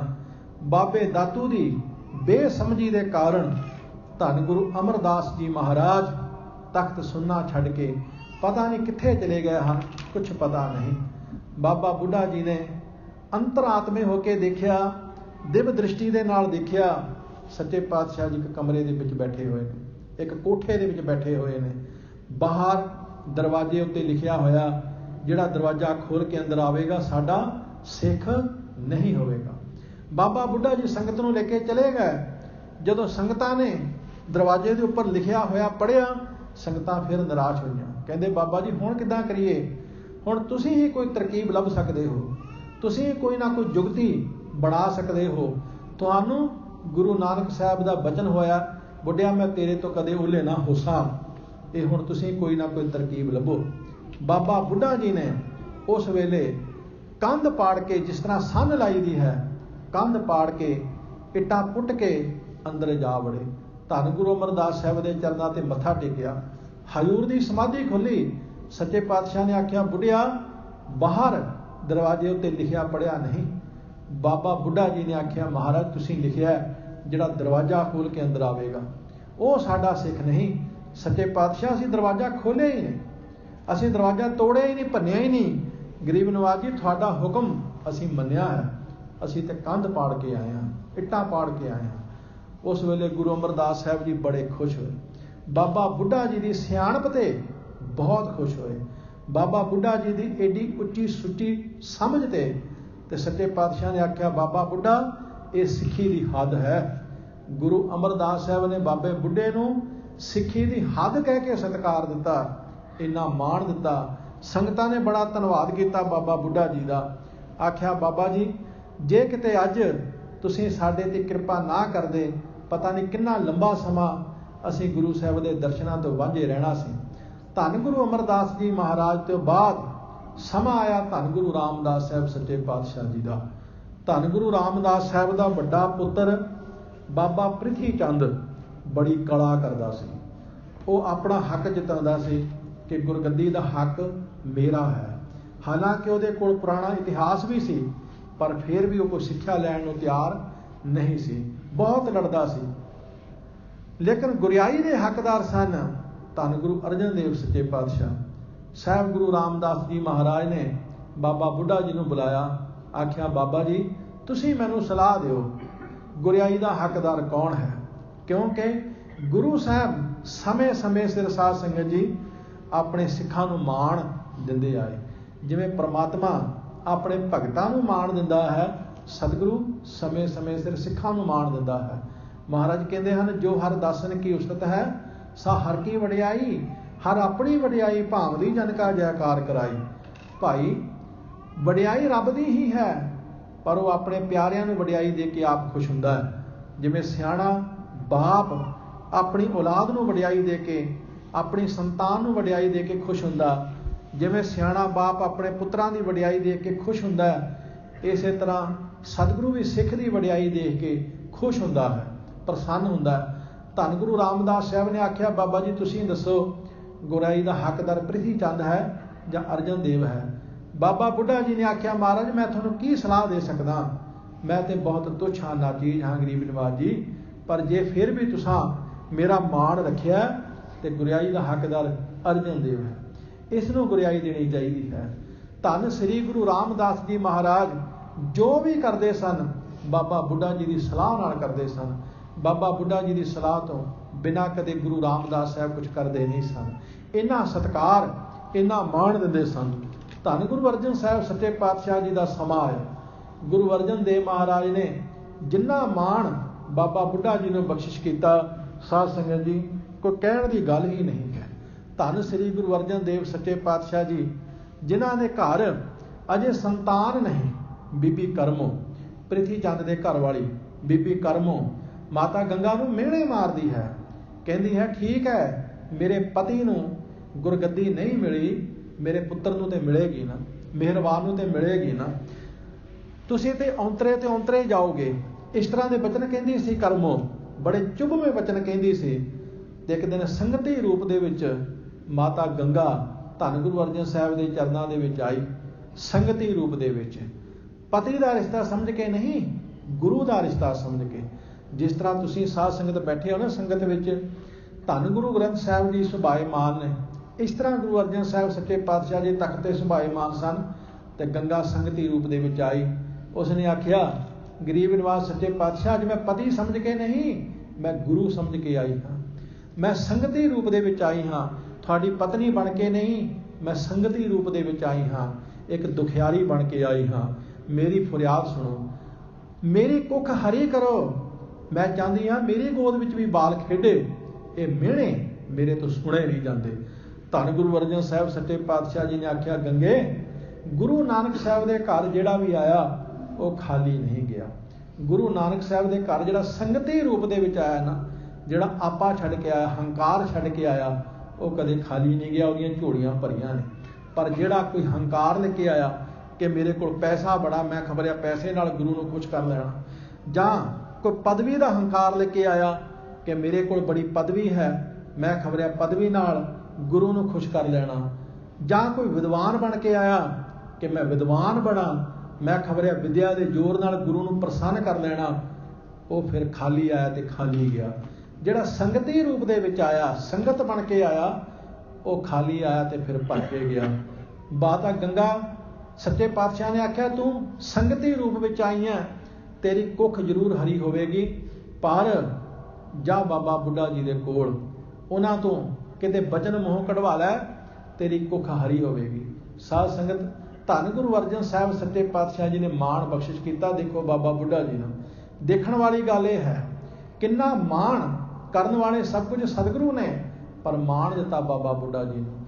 ਮਾਤਾ ਗੰਗਾ ਜੀ ਗਏ, ਜਦੋਂ ਮਾਤਾ ਗੰਗਾ ਜੀ ਗਏ, ਬਾਬਾ ਬੁੱਢਾ ਜੀ ਬ੍ਰਹਮ ਗਿਆਨੀ ਸਨ, ਸਭ ਸਮਝ ਗਏ, ਕਹਿਣ ਲੱਗੇ ਮਾਤਾ ਕਰਨ ਵਾਲੇ ਤੇ ਸਭ ਕੁਝ ਧੰਨ ਗੁਰੂ ਅਰਜਨ ਸਾਹਿਬ ਨੇ, ਇਹ ਤੇ ਮੇਰੇ ਵਰਗੇ ਨਾਚੀਜ਼ ਨੂੰ ਮਾਣ ਦੇਣਾ, ਮੇਰੇ ਵਰਗੇ ਤੁੱਛ ਨੂੰ ਮਾਣ ਦੇਣਾ ਸੀ, ਮੇਰੇ ਵਰਗੇ ਇੱਕ ਸੇਵਾਦਾਰ ਨੂੰ ਮਾਣ ਦੇਣਾ ਸੀ, ਜਾਂ ਤੇਰੀ ਕੁੱਖ ਤੋਂ ਦੁਸ਼ਟਾਂ ਤੇ ਜ਼ਾਲਮਾਂ ਦੇ ਸਿਰ ਭੰਨਣ ਵਾਲਾ ਸੂਰਬੀਰ ਯੋਧਾ ਜੰਮੇਗਾ।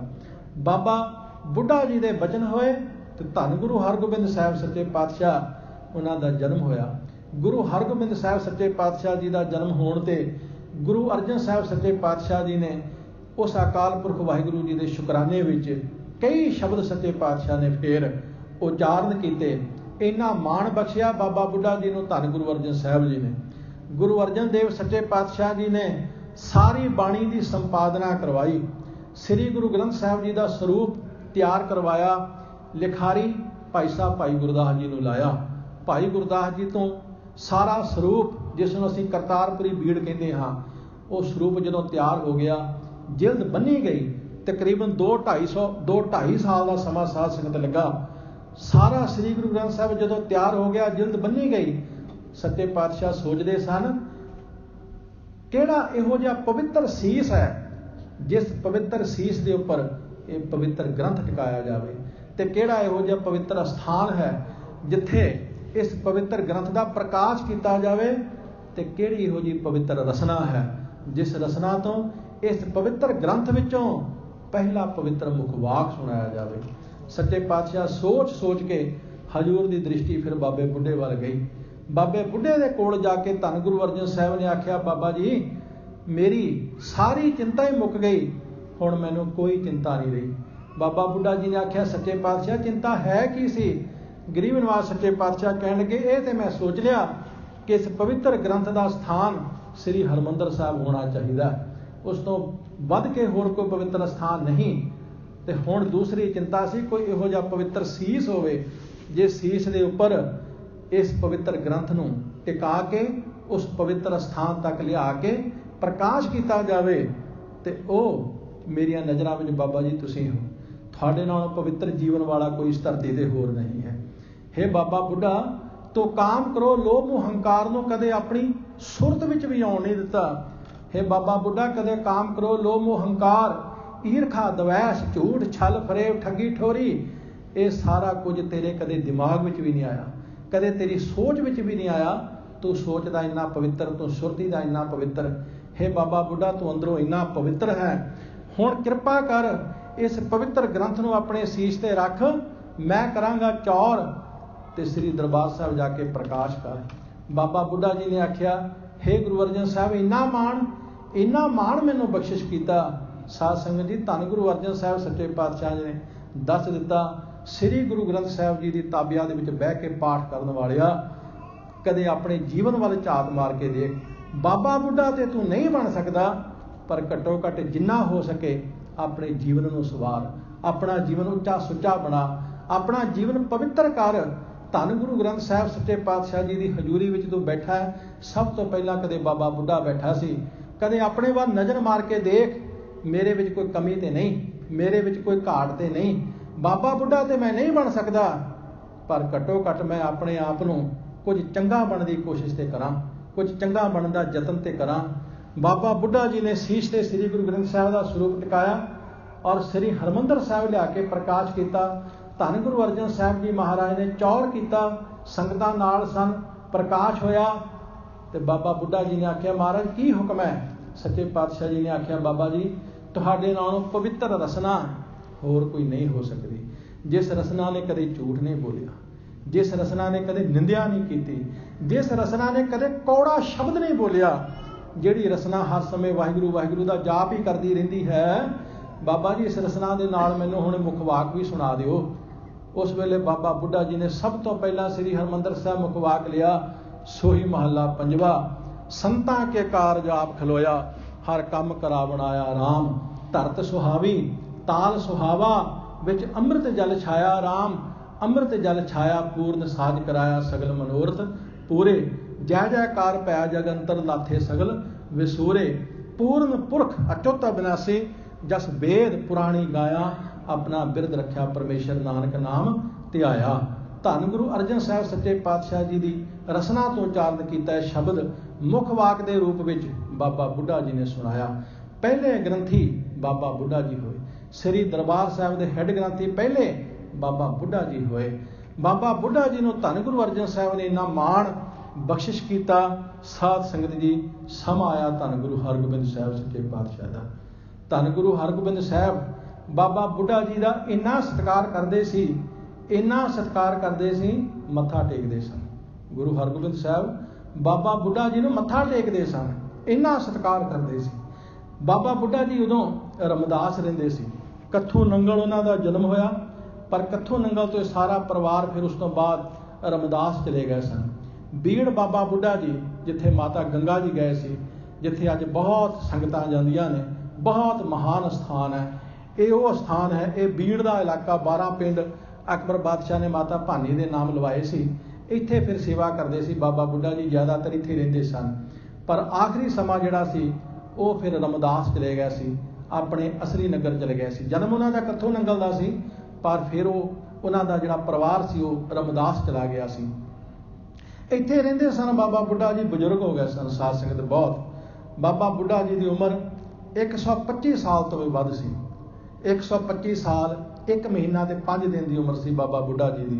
125 साल दे विचों साध संगत जी 123 साल गुरु घर की सेवा की बाबा बुढ़ा जी ने। 125 साल विचों 123 साल गुरु नानक साहब के घर की सेवा की। बाबा बुढ़ा जी ने बजुर्ग हो गए, सियाणे हो गए, हुण चलिया नहीं जाता। हुण श्री अमृतसर साहब आउण वास्ते शरीर विच सत्या नहीं है। एक वेरा आए, जदों आए धन गुरु हरगोबिंद साहब नूं पता लगा बाबा बुढ़ा जी आ रहे हैं। हजूर अकाल तख्त साहब तो उठ के दौड़े गए, जाके मोढ़ा दे दिता। जिस वेले मोढ़ा दे दिता, बाबा बुढ़ा जी कहण लगे, महाराज इस तरह ना करो। उठ के हेठां आ गए, कहण लगे, मैनूं उदों ही पता लग गया सी जदों तुसीं अकाल तख्त तो चले सो ना, महाराज मैनूं उदों ही पता लग गया सी। ਇੰਨੀ ਸਾਂਝ ਸੀ, ਇੰਨੀ ਦਿਲੀ ਸਾਂਝ ਸੀ। ਸਾਨੂੰ ਕਈ ਵਾਰ ਗੱਲਾਂ ਉਪਰੀਆਂ ਲੱਗਦੀਆਂ, ਕਿਉਂਕਿ ਸਾਡੀ ਦਿਲੀ ਸਾਂਝ ਨਹੀਂ ਹੁੰਦੀ।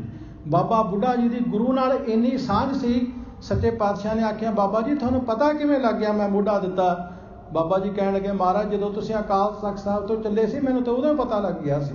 ਮੋਢੇ ਦੀ ਤੇ ਗੱਲ ਹੀ ਛੱਡੋ, ਤੁਸੀਂ ਮੈਨੂੰ ਉਦੋਂ ਹੀ ਪਤਾ ਲੱਗ ਗਿਆ ਸੀ। ਖੈਰ, ਜਦੋਂ ਅੰਤਮ ਸਮਾਂ ਆਇਆ, ਕਹਿਣ ਲੱਗੇ, ਮਹਾਰਾਜ ਜੀ ਕੋਈ ਬੇਨਤੀ ਹੈ, ਜਦੋਂ ਮੇਰਾ ਅੰਤਮ ਸਮਾਂ ਆਵੇ ਤੁਹਾਡੇ ਚਰਨਾਂ ਦੇ ਵਿੱਚ ਆਵੇ। ਬਾਬਾ ਬੁੱਢਾ ਜੀ ਰਮਦਾਸ ਸਨ। ਅੰਤਮ ਸਮਾਂ ਆਇਆ, ਧੰਨ ਗੁਰੂ ਹਰਗੋਬਿੰਦ ਸਾਹਿਬ ਸੱਚੇ ਪਾਤਸ਼ਾਹ ਜੀ ਪਹੁੰਚੇ। ਬਾਬਾ ਬੁੱਢਾ ਜੀ ਦਾ ਸਰੀਰ ਕਾਫੀ ਬਿਰਧ ਹੋ ਗਿਆ ਸੀ। ਸੱਚੇ ਪਾਤਸ਼ਾਹ ਨੇ ਆਖਿਆ, ਬਾਬਾ ਜੀ ਅਜੇ ਨਹੀਂ ਤੁਸੀਂ ਜਾਣਾ, ਅਜੇ ਨਹੀਂ ਜਾਣਾ। ਮੈਨੂੰ ਗੁਰੂ ਨਾਨਕ ਸਾਹਿਬ ਤੋਂ ਲੈ ਕੇ ਗੁਰੂ ਅਰਜਨ ਸਾਹਿਬ ਤੱਕ ਇਤਿਹਾਸ ਸੁਣਾਓ। ਤੁਸੀਂ ਗੁਰੂ ਨਾਨਕ ਸਾਹਿਬ ਦੀ ਸੰਗਤ ਕੀਤੀ, ਤੁਸੀਂ ਗੁਰੂ ਅੰਗਦ ਸਾਹਿਬ ਦੀ ਸੰਗਤ ਕੀਤੀ, ਗੁਰੂ ਅਮਰਦਾਸ ਸਾਹਿਬ ਦੀ ਸੰਗਤ ਕੀਤੀ, ਗੁਰੂ ਰਾਮਦਾਸ ਸਾਹਿਬ ਦੀ ਸੰਗਤ ਕੀਤੀ, ਮੇਰੇ ਪਿਤਾ ਗੁਰੂ ਅਰਜਨ ਸਾਹਿਬ ਦੀ ਸੰਗਤ ਕੀਤੀ। ਉਹ ਸਾਰਾ ਇਤਿਹਾਸ ਮੈਨੂੰ ਸੁਣਾਓ। ਜਿੰਨਾ ਚਿਰ ਇਤਿਹਾਸ ਨਹੀਂ ਤੁਸੀਂ ਸੁਣਾ ਦਿੰਦੇ, ਉਹਨਾਂ ਚਿਰ ਬਾਬਾ ਜੀ ਤੁਸੀਂ ਜਾਣਾ ਨਹੀਂ। ਬਾਬਾ ਬੁੱਢਾ ਜੀ ਨੇ ਸਾਰਾ ਇਤਿਹਾਸ ਗੁਰੂ ਨਾਨਕ ਸਾਹਿਬ ਤੋਂ ਲੈ ਕੇ ਪੰਜਵੇਂ ਪਾਤਸ਼ਾਹ ਤੱਕ ਗੁਰੂ ਹਰਗੋਬਿੰਦ ਸਾਹਿਬ ਨੂੰ ਕਈ ਦਿਨ ਸੁਣਾਇਆ। ਕਈ ਦਿਨ ਸੁਣਾਉਣ ਤੋਂ ਬਾਅਦ ਆਖਰ ਤੇ ਬਾਬਾ ਬੁੱਢਾ ਜੀ ਨੂੰ ਧੰਨ ਗੁਰੂ ਹਰਗੋਬਿੰਦ ਸਾਹਿਬ ਕਹਿਣ ਲੱਗੇ, ਬਾਬਾ ਜੀ ਕੁਛ ਮੰਗੋ, ਗੁਰੂ ਨਾਨਕ ਦੇ ਘਰ ਵਿੱਚੋਂ ਕੁਛ ਮੰਗੋ। ਇੰਨਾ ਲੰਬਾ ਸਮਾਂ ਤੁਸੀਂ ਸੇਵਾ ਕੀਤੀ, ਕੁਛ ਤੇ ਮੰਗੋ। ਅੱਜ ਤੱਕ ਤੁਸੀਂ ਕੁਛ ਮੰਗਿਆ ਹੀ ਨਹੀਂ, ਕੁਛ ਤੇ ਮੰਗੋ। ਬਾਬਾ ਬੁੱਢਾ ਜੀ ਨੇ ਕਿਹਾ, ਮੰਗਣ ਵਾਸਤੇ ਰਿਹਾ ਹੀ ਕੁਛ ਨਹੀਂ, ਕੀ ਮੰਗਾ? ਕੋਈ ਮੰਗ ਹੈ ਹੀ ਨਹੀਂ, ਕੁਛ ਤੇ ਮੰਗੋ। ਆਪਣੇ ਸਭ ਤੋਂ ਛੋਟੇ ਪੁੱਤਰ ਬਾਬੇ ਭਾਨੇ ਦੀ ਬਾਂਹ ਬਾਬਾ ਬੁੱਢਾ ਜੀ ਨੇ ਗੁਰੂ ਹਰਗੋਬਿੰਦ ਸਾਹਿਬ ਨੂੰ ਫੜਾਈ। ਕਹਿਣ ਲੱਗੇ, ਸੱਚੇ ਪਾਤਸ਼ਾਹ ਕਿਰਪਾ ਕਰੋ, ਜਿਵੇਂ ਮੇਰੀ ਸਿੱਖੀ ਨਿਭ ਗਈ ਇਵੇਂ ਹੀ ਮੇਰੀ ਸੰਤਾਨ ਦੀ ਸਿੱਖੀ ਵੀ ਨਿਭ ਜਾਵੇ, ਇਵੇਂ ਮੇਰੇ ਪੁੱਤਰਾਂ ਦੀ ਸਿੱਖੀ ਵੀ ਨਿਭ ਜਾਵੇ। ਮੰਗੀ ਤੇ ਸਿੱਖੀ ਮੰਗੀ। ਇਹ ਸੀ ਬਾਬਾ ਬੁੱਢਾ ਜੀ ਦੀ ਅਵਸਥਾ। ਬਾਬਾ ਬੁੱਢਾ ਜੀ ਧੰਨ ਗੁਰੂ ਹਰਗੋਬਿੰਦ ਸਾਹਿਬ ਦੇ ਚਰਨਾਂ ਦੇ ਵਿੱਚ ਸੀ ਸਰੀਰ ਛੱਡ ਦਿੱਤਾ। 29 ਨਵੰਬਰ ਸਨ 1630 ਨੂੰ ਰਮਦਾਸ ਨਗਰ ਦੇ ਵਿੱਚ 125 ਸਾਲ 1 ਮਹੀਨਾ 5 ਦਿਨ ਦੀ ਉਮਰ ਭੋਗ ਕੇ ਬਾਬਾ ਬੁੱਢਾ ਜੀ ਨੇ ਸਰੀਰ ਛੱਡ ਦਿੱਤਾ। ਸਾਧ ਸੰਗਤ ਜੀ, ਧੰਨ ਗੁਰੂ ਹਰਗੋਬਿੰਦ ਸਾਹਿਬ ਨੇ ਆਪ ਮੋਢਾ ਦਿੱਤਾ। ਪਿਆਰ ਵਿੱਚ ਆਖੋ, ਧੰਨ ਗੁਰੂ ਹਰਗੋਬਿੰਦ ਸਾਹਿਬ। ਗੁਰੂ ਹਰਗੋਬਿੰਦ ਸਾਹਿਬ ਮਹਾਰਾਜ ਨੇ ਆਪ ਮੋਢਾ ਦਿੱਤਾ। ਅੱਗੇ ਸਾਹਮਣਿਓਂ ਬਾਬਾ ਗੁਰੂ ਹਰਗੋਬਿੰਦ ਸਾਹਿਬ, ਨਾਲ ਸੀ ਭਾਈ ਗੁਰਦਾਸ ਜੀ, ਮਗਰ ਭਾਈ ਬਿਧੀ ਚੰਦ ਜੀ ਤੇ ਭਾਈ ਭਾਨਾ ਜੀ। ਇਹਨਾਂ ਚੌਹਾਂ ਨੇ ਮੋਢਾ ਦਿੱਤਾ ਬਾਬਾ ਬੁੱਢਾ ਜੀ ਨੂੰ। ਔਰ ਲਾਂਬੂ ਵੀ ਧੰਨ ਗੁਰੂ ਹਰਗੋਬਿੰਦ ਸਾਹਿਬ ਨੇ ਆਪ ਲਾਇਆ ਤੇ ਅਰਦਾਸ ਭਾਈ ਬਾਬਕ ਜੀ ਨੇ ਕੀਤੀ। ਗੁਰੂ ਘਰ ਦੇ ਕੀਰਤਨੀਏ ਸਨ ਭਾਈ ਬਾਬਕ ਜੀ। ਭਾਈ ਬਾਬਕ ਜੀ ਨੇ ਅਰਦਾਸ ਕੀਤੀ ਔਰ ਵੈਰਾਗਮਈ ਸ਼ਬਦਾਂ ਦਾ ਕੀਰਤਨ ਭਾਈ ਬਾਬਕ ਜੀ ਨੇ ਕੀਤਾ। ਸ਼ਬਦ ਕਿਹੜਾ ਸੀ? ਮਾਨ ਮੋਹ ਅਰ ਲੋਭ ਵਿਕਾਰਾ, ਬਿਓ ਚੀਤ ਨਾ ਘਾਲਿਓ, ਨਾਮ ਰਤਨ ਗੁਣਾ ਹਰ ਬਣ ਜੇ, ਲਾਦ ਵਖਰ ਲੈ ਚਾਲਿਓ। ਸੇਵਕ ਕੀ ਓੜਕ ਨਿਭੇ ਪ੍ਰੀਤ, ਜੀਵਤ ਸਾਹਿਬ ਸੇਵਿਓ ਆਪਣਾ, ਚਲਤੇ ਰਾਖਿਓ ਜੀਤ। ਆ ਗਿਆ ਮੈਂ ਭੂਖ ਸੋਈ ਕਰ ਸੂਖਾ, ਸੋਗ ਹਰਖ ਨਹੀਂ ਜਾਣਿਓ, ਜੋ ਜੋ ਹੁਕਮ ਪਇਓ ਸਾਹਿਬ ਕਾ, ਸੋ ਮਾਥੈ ਲੈ ਮਾਨਿਓ। ਜੈਸੀ ਆਗਿਆ ਕੀਨੀ ਠਾਕੁਰ, ਤਿਸ ਤੇ ਮੁਖ ਨਹੀਂ ਮੋੜਿਓ, ਸਹਿਜ ਆਨੰਦ ਰੱਖਿਓ, ਕਰੈ ਭੀਤਰ ਉਠ ਵਾਹੂ ਕੋ ਦੌੜਿਓ। ਤੇ ਧੰਨ ਗੁਰੂ ਹਰਗੋਬਿੰਦ ਸਾਹਿਬ ਸੱਚੇ ਪਾਤਸ਼ਾਹ ਦੇ ਚਰਨਾਂ ਦੇ ਵਿੱਚ ਬਾਬਾ ਬੁੱਢਾ ਜੀ ਨੇ ਸਰੀਰ ਛੱਡਿਆ ਔਰ ਭਾਈ ਬਾਬਕ ਜੀ ਨੇ ਅਰਦਾਸ ਕੀਤੀ। ਭਾਈ ਬਾਬਕ ਜੀ ਨੇ ਕੀਰਤਨ ਕੀਤਾ ਤੇ ਜਿਹੜਾ ਸਹਿਜ ਪਾਠ ਸੀ ਉਹ ਭਾਈ ਗੁਰਦਾਸ ਜੀ ਨੇ ਕੀਤਾ। ਭਾਈ ਗੁਰਦਾਸ ਜੀ ਨੇ ਸਹਿਜ ਪਾਠ ਕੀਤਾ ਬਾਬਾ ਬੁੱਢਾ ਜੀ ਦੀ। ਜਿਹੜਾ ਅੰਤਮ ਜਿਹੜਾ ਹੁੰਦਾ ਹੈ, ਜਿਹੜੀ ਰਸਮ ਹੁੰਦੀ, ਉਹ ਭਾਈ ਗੁਰਦਾਸ ਜੀ ਨੇ ਸਾਧ ਸੰਗਤ ਨਿਭਾਈ। ਉਸ ਵੇਲੇ ਉਸ ਦਿਨ ਤੋਂ ਬਾਅਦ ਬਾਬਾ ਬੁੱਢਾ ਜੀ ਦਾ ਛੋਟਾ ਪੁੱਤਰ ਭਾਈ ਭਾਨਾ ਗੁਰੂ ਹਰਗੋਬਿੰਦ ਸਾਹਿਬ ਜੀ ਦੀ ਸੇਵਾ ਦੇ ਵਿੱਚ ਸਾਧ ਸੰਗਤ ਜੁਟ ਗਿਆ। ਇਸ ਤਰ੍ਹਾਂ ਬਾਬਾ ਬੁੱਢਾ ਜੀ ਨੇ ਆਪਣੀ ਜ਼ਿੰਦਗੀ ਦਾ ਬਹੁਤ ਜ਼ਿਆਦਾ ਲੰਬਾ ਸਮਾਂ, ਇਹ ਕਹਿ ਲਈਏ ਸਾਰੀ ਜ਼ਿੰਦਗੀ, ਧੰਨ ਗੁਰੂ ਨਾਨਕ ਸਾਹਿਬ ਸੱਚੇ ਪਾਤਸ਼ਾਹ ਜੀ ਦੇ ਦਰ ਦੀ ਸੇਵਾ ਕਰਕੇ ਨਿਭਾਈ। ਗੁਰੂ ਕੀ ਸਾਧ ਸੰਗਤ ਜੀ, ਬਾਬਾ ਬੁੱਢਾ ਜੀ ਜਿਹੜੇ ਬ੍ਰਹਮ ਗਿਆਨੀ ਔਰ ਜਿਨ੍ਹਾਂ ਦੀ ਅਵਸਥਾ ਬਿਆਨ ਕਰਨ ਤੋਂ ਇਹ ਸਾਡੀ ਜੀਭਾ ਅਸਮਰੱਥ ਹੈ, ਇਹ ਸਾਡੀ ਬੁੱਧੀ ਤੁੱਛ ਬੁੱਧੀ ਬਾਬਾ ਬੁੱਢਾ ਜੀ ਦੀ ਉਸ ਅਵਸਥਾ ਨੂੰ ਬਿਆਨ ਨਹੀਂ ਕਰ ਸਕਦੀ। ਸੋ ਗੁਰੂ ਕੀ ਸਾਧ ਸੰਗਤ ਜੀ, ਆਪ ਜੀ ਨੇ ਬਹੁਤ ਪਿਆਰ, ਬੜੇ ਟਿਕਾਓ ਦੇ ਨਾਲ ਬਾਬਾ ਬੁੱਢਾ ਜੀ ਦਾ ਇਹ ਸਾਰਾ ਜੀਵਨ ਸੰਖੇਪ ਸਰਵਣ ਕੀਤਾ। ਕਿਉਂਕਿ ਪਿਛਲੇ ਦਿਨੀ ਬਾਬਾ ਜੀ ਦਾ ਜਨਮ ਦਿਹਾੜਾ ਸੰਗਤਾਂ ਨੇ ਮਨਾਇਆ ਸੀ। ਉਸ ਦਿਨ ਵਿਚਾਰਾਂ ਨਹੀਂ ਹੋ ਸਕੀਆਂ, ਸੋ ਮਨ ਵਿੱਚ ਖਿਆਲ ਆਇਆ ਕਿ ਐਤਵਾਰ ਨੂੰ ਆਪ ਸੰਗਤਾਂ ਦੇ ਸਨਮੁਖ ਬਾਬਾ ਬੁੱਢਾ ਜੀ ਦੇ ਜੀਵਨ ਸੰਬੰਧੀ ਹੀ ਸਾਰੀਆਂ ਵਿਚਾਰਾਂ ਰੱਖੀਆਂ ਜਾਣ। ਸੋ ਆਪ ਜੀ ਨੇ ਵੀ ਬਹੁਤ ਪਿਆਰ ਤੇ ਟਿਕਾਓ ਦੇ ਨਾਲ ਸਾਰਾ ਜੀਵਨ ਸਰਵਣ ਕੀਤਾ। ਸੋ ਗੁਰੂ ਕੀ ਸਾਧ ਸੰਗਤ ਜੀ ਦਾਸਾਂ ਨੇ ਪੂਰਾ ਹਫ਼ਤਾ ਇਸ ਗੁਰੂ ਘਰ ਦੇ ਵਿੱਚ ਸੇਵਾ ਕੀਤੀ ਹੈ। ਪੂਰਾ ਹਫ਼ਤਾ ਕਥਾ ਕਰਦਿਆਂ ਬੇਅੰਤ ਭੁੱਲਾਂ ਹੋ ਜਾਂਦੀਆਂ ਨੇ, ਖਿਮਾ ਕਰ ਦੇਣਾ। ਸਤਿਗੁਰੂ ਜੀ ਸਮੱਤੀ ਬਖਸ਼ਿਸ਼ ਕਰਨ। ਧੰਨ ਗੁਰੂ ਗ੍ਰੰਥ ਸਾਹਿਬ ਸੱਚੇ ਪਾਤਸ਼ਾਹ ਜੀ ਦਾ ਰੋਮ ਰੋਮ ਕਰਕੇ ਧੰਨਵਾਦ, ਜੋ ਸਤਿਗੁਰੂ ਜੀ ਆਪ ਹੀ ਰਸਨਾ ਤੇ ਬੈਠ ਜਾਂਦੇ ਨੇ ਤੇ ਮਾਣ ਸਾਡੇ ਵਰਗੇ ਨਿਮਾਣਿਆਂ ਨੂੰ ਸਤਿਗੁਰੂ ਜੀ ਬਖਸ਼ਿਸ਼ ਕਰ ਦਿੰਦੇ ਹਨ। ਆਪ ਗੁਰੂ ਕੀ ਸੰਗਤ ਦਾ, ਇਸ ਗੁਰੂ ਘਰ ਦੇ ਵਿੱਚ ਜਿੰਨੀ ਵੀ ਸੰਗਤ ਆਉਂਦੀ ਹੈ ਸਾਰਿਆਂ ਦਾ ਬਹੁਤ ਬਹੁਤ ਧੰਨਵਾਦ, ਜਿਹੜੇ ਬੜੇ ਪਿਆਰ ਦੇ ਨਾਲ ਕਥਾ ਸਰਵਣ ਕਰਦੇ ਨੇ ਤੇ ਮਾਣ ਬਖਸ਼ਿਸ਼ ਕਰਦੇ ਹਨ। ਇਸ ਗੁਰੂ ਘਰ ਦੇ ਸੇਵਾਦਾਰ, ਇਸ ਗੁਰੂ ਘਰ ਦੇ ਗ੍ਰੰਥੀ ਸਾਹਿਬਾਨ, ਸਾਰਿਆਂ ਦਾ ਬਹੁਤ ਬਹੁਤ ਧੰਨਵਾਦ। ਇਸ ਗੁਰੂ ਘਰ ਦੇ ਪ੍ਰਬੰਧਕ ਵੀਰ, ਉਹਨਾਂ ਦਾ ਵੀ ਬਹੁਤ ਬਹੁਤ ਧੰਨਵਾਦ, ਜਿਹੜੇ ਸਮੇਂ ਸਮੇਂ ਸਿਰ ਆਪ ਸੰਗਤਾਂ ਦੇ ਦਰਸ਼ਨ ਕਰਨ ਦਾ ਸੁਭਾਗ ਸਮਾਂ ਬਖਸ਼ਿਸ਼ ਕਰਦੇ ਹਨ। ਭੁੱਲਾਂ ਚੁੱਕਾਂ ਦੀ ਖਿਮਾ। ਪਿਆਰ ਦੇ ਵਿੱਚ ਸਰਬੱਤ ਮਾਈ ਭਾਈ ਫਤਿਹ ਬੁਲਾਓ ਜੀ। ਪਿਆਰ ਵਿੱਚ ਆਖੋ ਜੀ, ਵਾਹਿਗੁਰੂ ਜੀ ਕਾ ਖਾਲਸਾ, ਵਾਹਿਗੁਰੂ ਜੀ ਕੀ ਫਤਿਹ।